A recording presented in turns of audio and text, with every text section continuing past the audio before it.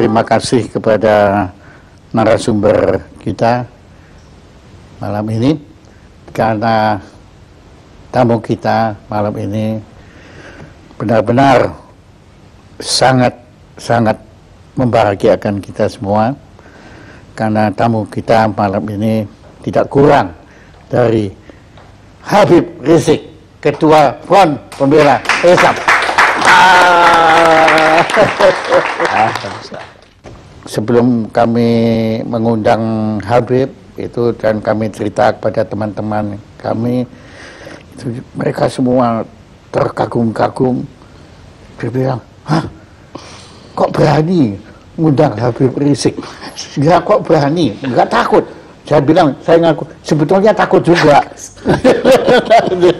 Tapi setelah berjumpa waktu itu, kira-kira sebulan yang lalu, ternyata ketakutan kami itu tidak beralasan, karena ketakutan kami kepada Front Pembela Islam itu, apalagi ketuanya, itu didasari oleh pemberitaan-pemberitaan media massa. Dan justru kami mohon pencerahan dari Habib. Kenapa kok sampai kita ini begitu ngeri, begitu takut? Jadi saya melihat memang, saya tidak katakan semua media, tapi banyak media-media yang tidak memberitakan Front Pembela Islam apa adanya. Jadi mereka hanya memberitakan ya sesuai dengan keinginan mereka. Saya berikan contoh. Bagaimana laskar-laskar FPI pada tahun 2004 ketika terjadi tsunami di Aceh. Itu ada 1.300 laskar turun ke Aceh, bekerja di sana selama 4 bulan. Itu mengevakuasi tidak kurang dari 100.000 mayat. 100.000 mayat. Itu satu pun media tidak ada memberitakan. Nah, kemudian begitu juga bagaimana kerjasama FPI umpamanya dengan Kementerian Sosial di dalam program bedah kampung. Jadi ada satu program bedah kampung yang dilakukan oleh Kementerian Sosial yang FPI diajak untuk bekerja sama, dan kita buat MOU resmi.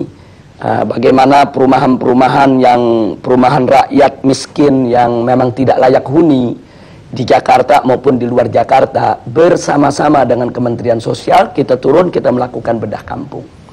Nah, ini juga kan tidak pernah masuk pemberitaan. Iya, saya nggak pernah tahu.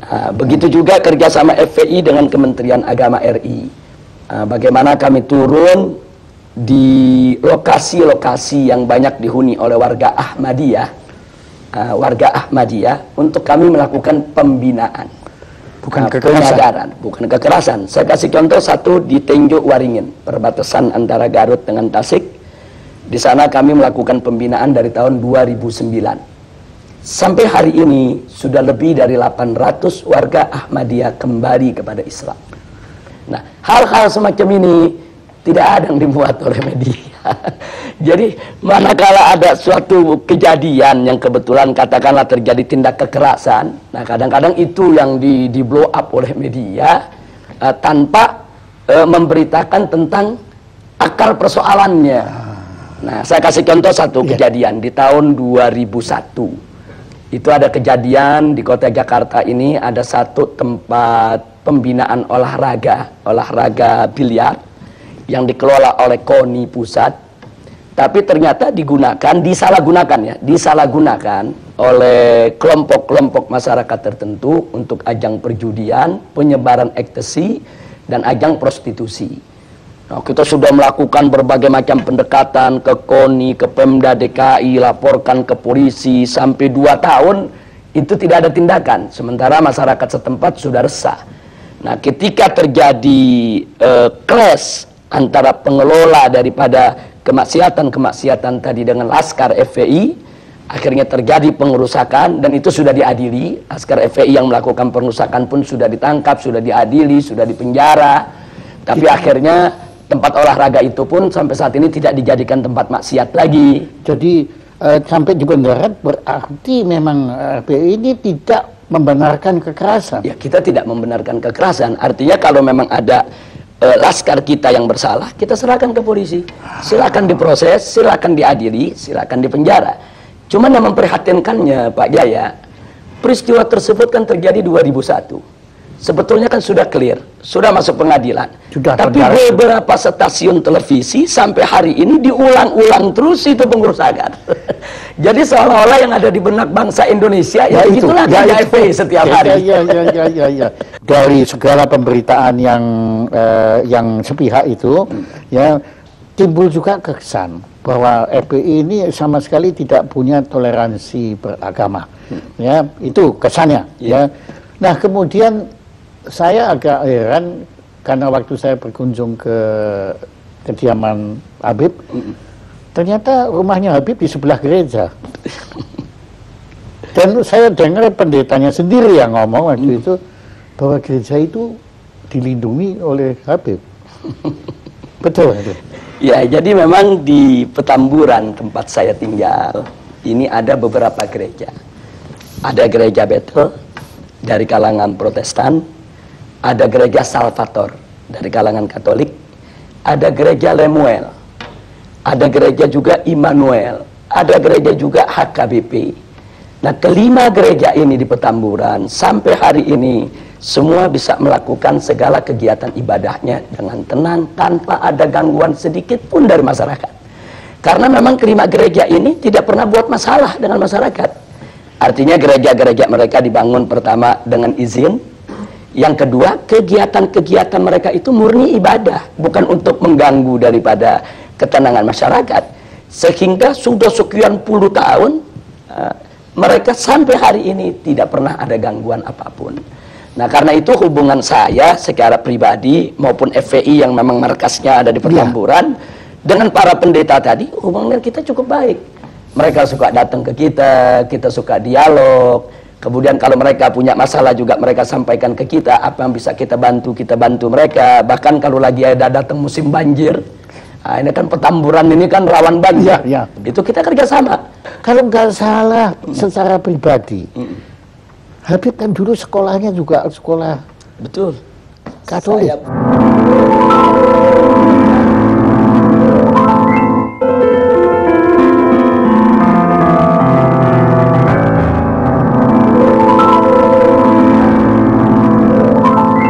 Saya di SD negeri di Petamburan dan waktu saya SMP Kristen Bethel. Memang tidak jauh dari rumah saya karena memang waktu itu kan saya lulus SD ini kan usia masih terlalu muda. Badan saya juga masih terlalu kecil. Orang tua kan khawatir kalau saya disekolahkan di tempat-tempat yang jauh.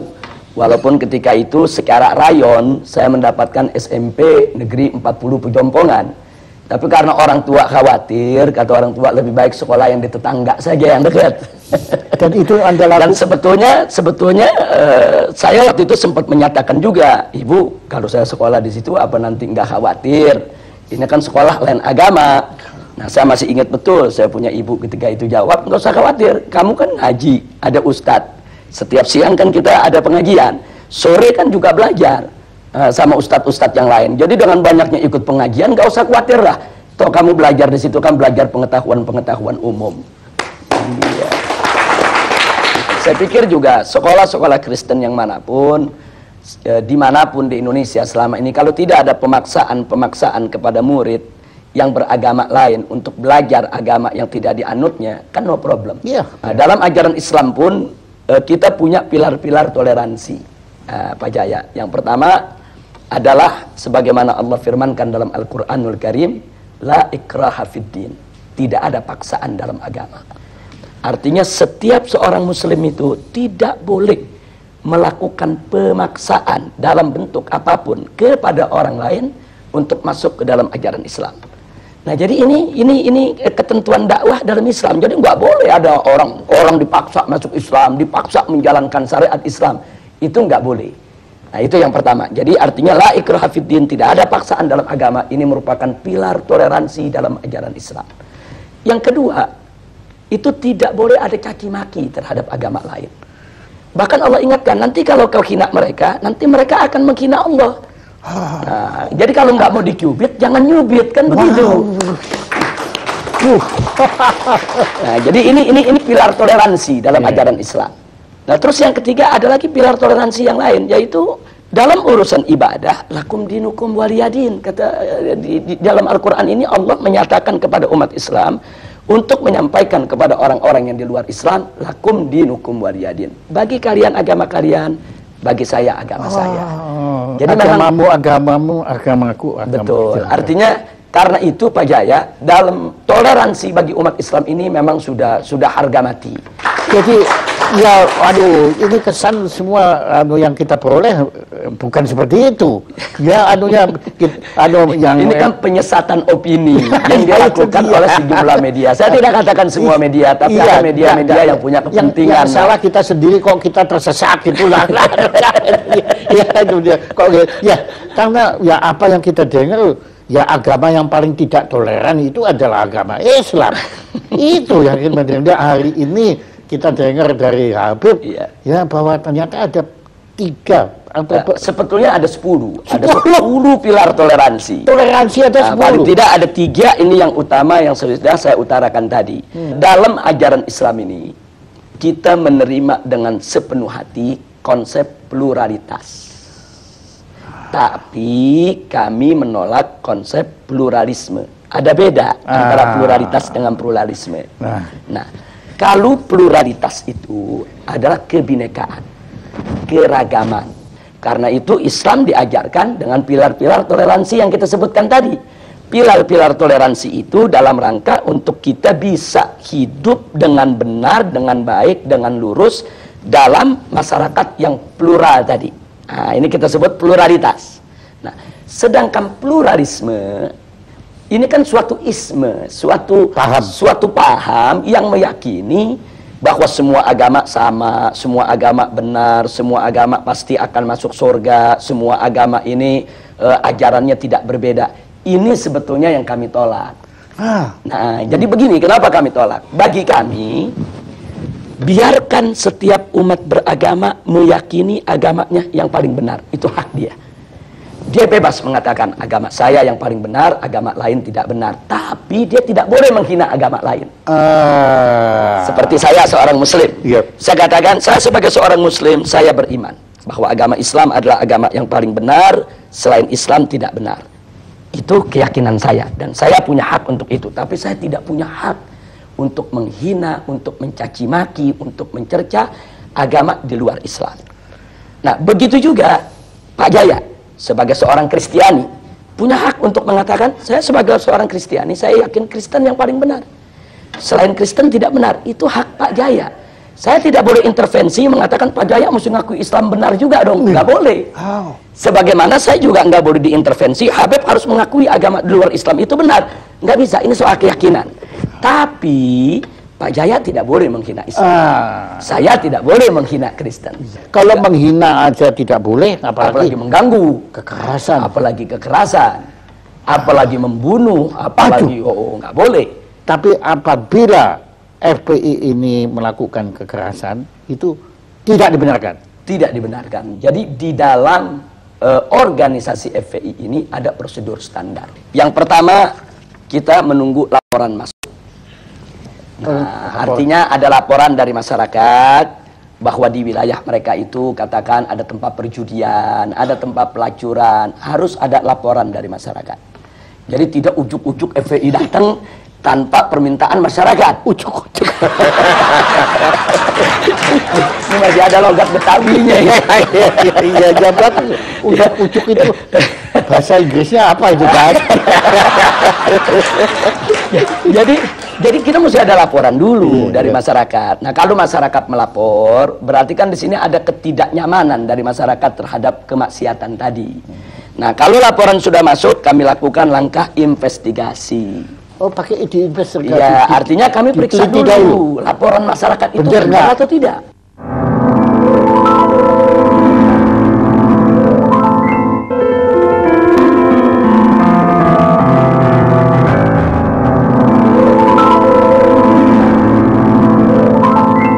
kita himpun data, apa itu dengan film, apa dengan foto, kita himpun data. Jadi betul-betul terbukti kalau di sana memang sesuai dengan laporan masyarakat tadi. Iya, jadi makin tidak ujuk-ujuk gitu. Betul.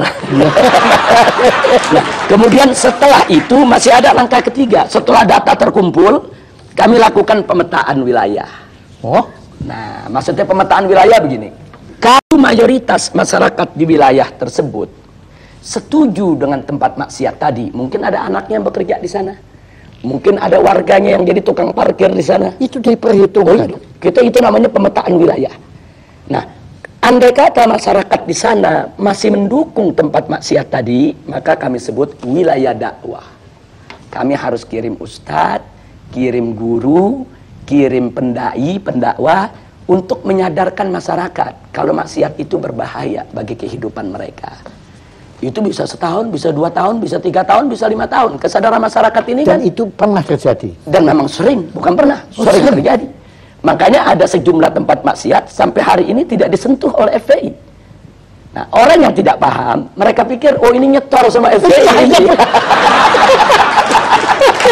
Kan begitu. Iya, tapi saya mau tanya nggak sampai hati.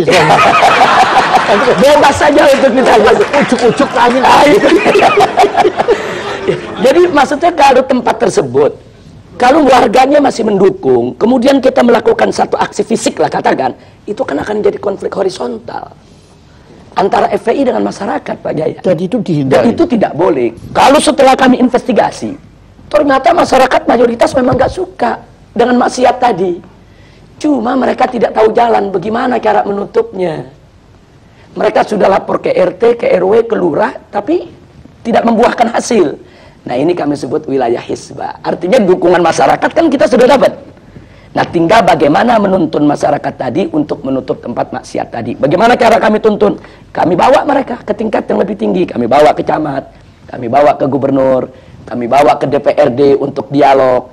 Kami ajak mereka untuk mendemo secara damai, kirim surat, kumpulkan tanda tangan masyarakat yang minta itu ditutup. Nah, manakala aparat sudah turun, tutup karena tekanan masyarakat begitu kuat, tugas FPI selesai.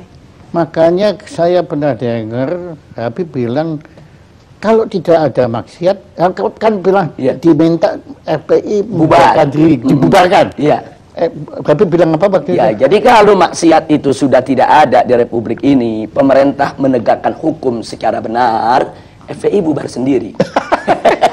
Saya kasih contoh. Sekarang yang namanya judi kan ada undang-undang yang melarang. Iya, iya. Yang namanya pelacuran kan ada undang-undang yang melarang. Iya. Yang namanya minuman keras kan juga ada aturannya semuanya.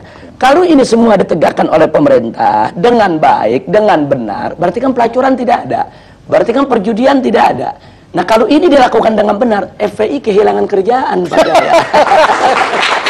Itu kalau kami boleh tahu itu kasusnya apa yang Habib sampai masuk penjara itu? Yang di penjara itu pertama waktu tahun 2003. Oh, yang pertama? Ya, 2003 itu sebetulnya simpel saja. Saya diundang dialog macam ini di sebuah stasiun televisi. Oh iya. Kita berdebat dengan salah seorang perwira televisi.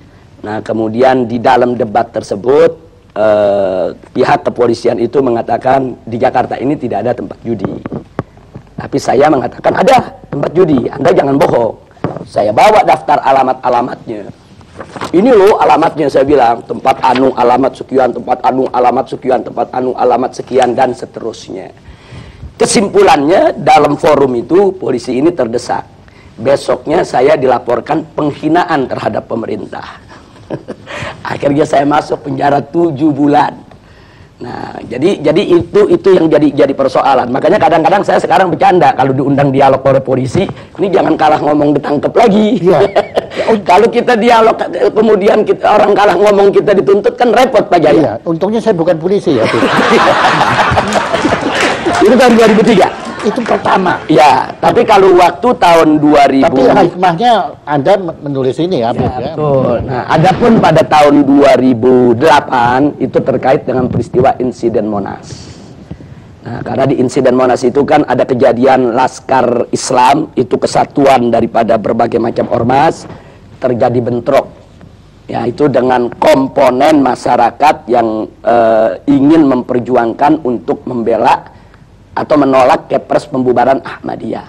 Sebetulnya itu tidak perlu terjadi, cuman karena ada orasi-orasi dari kelompok mereka ini yang yang provokatif dengan mengatakan Laskar Islam ini dengan kata-kata yang nggak bagus lah, tidak layak untuk saya ungkapkan di sini. Akhirnya laskar-laskar terprovokasi nyerang mereka. Nah, tapi karena di antara mereka ada FPI, yang kena FPI, kita, yang kena biangnya Pak Jaya. Dan ada yang ujuk-ujuk masuk penjara. Akhirnya masuk penjara. Pada saat kita ditangkap, polisi pun ditanya, ini Habib Rizik ditangkap pasalnya apa? Oh, nanti pasalnya lagi dicari dulu. Kalau itu pendapatnya ujuk-ujuk itu. Tapi nggak apa-apa, itu semua ada hikmahnya. Anda terima itu dengan... Oh ya, itu resiko perjuangan, kita terima tanpa dendam, dan saya ambil hikmahnya. Tanpa dendam. Tanpa dendam. Nah, alhamdulillah. Nah, terima kasih Habib.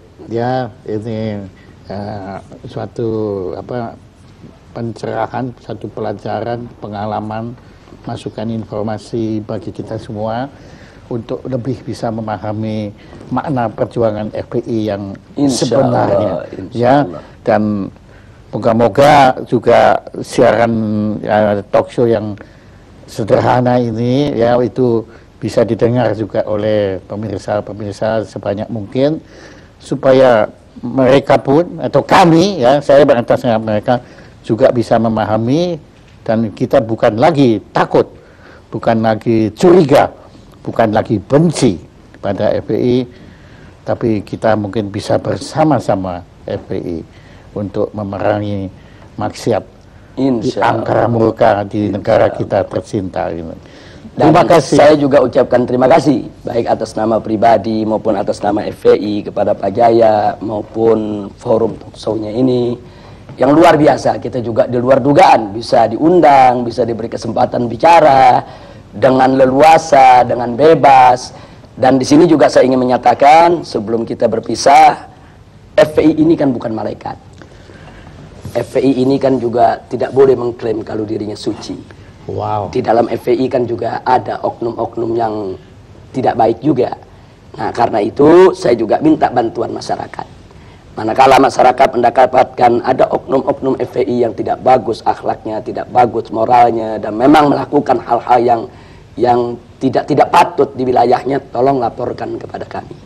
Kami akan ambil tindakan tegas. Bahkan kalau ada cabang-cabang FPI yang coba-coba melakukan suatu kegiatan melanggar daripada prosedur yang saya sebutkan tadi, kita tidak segan-segan. Cabang itu kita bekukan dan kita bubarkan. Nah, jadi kita tidak mengklaim kalau FPI ini tidak punya salah, tidak. Saya pun sebagai pimpinannya mungkin terkadang juga bahkan sering juga melakukan kesalahan. Apa itu kesalahan dalam mengambil keputusan, kesalahan di dalam berucap, kesalahan dalam bertindak. Nah, karena itu mari kita saling menasehati, saling memperingati, saling memperbaiki satu sama lainnya. Sekali lagi terima kasih buat Pak Jaya dan semuanya. Terima kasih banyak. Alhamdulillah.